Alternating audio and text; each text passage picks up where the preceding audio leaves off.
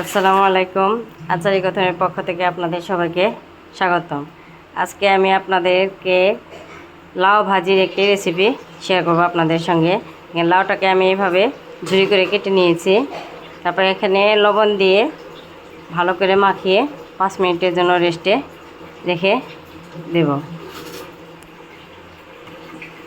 5 minute হয়ে গেছে। আমি গ্যাসের চুলাটাকে অন করে দেব। চুলায় একটি প্যান বসিয়ে নিব।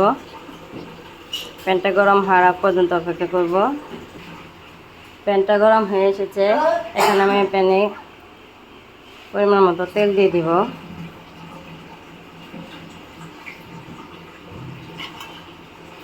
দেখেন তেলটা গরম হয়ে আসছে।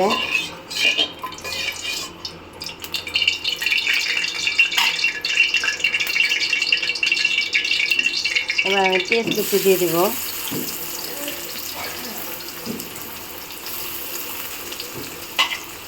পেঁয়াজটাকে একটু নেড়ে ছেড়ে নেব।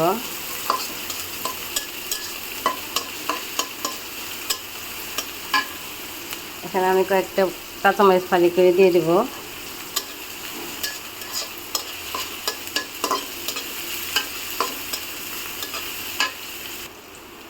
পরিমাণ মতো এখানে লবণ দিয়ে দিব।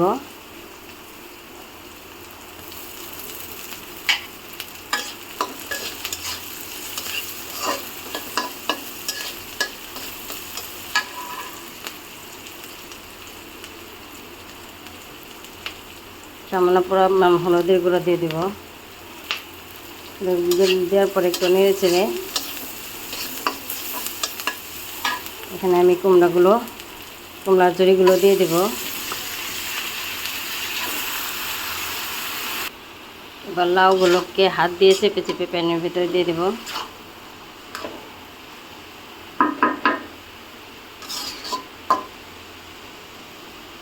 এভাবে নাড়াচাড়া করে 10 মিনিটের জন্য রান্না করব।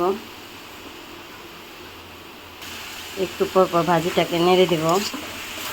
দেখেন আমার ভাজিটা প্রায় হয়ে আসছে। এই পর্যায়ে আমি এর একটু লবণ দেখে নেব।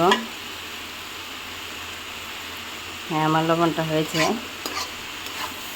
আর ভাজিটা প্রায় হয়ে আসছে।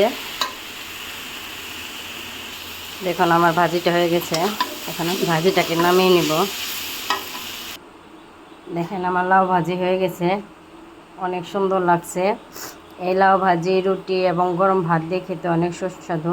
যদি আমার এই ভিডিওটি ভালো লাগে তাহলে লাইক ও সাবস্ক্রাইব করে দিবেন।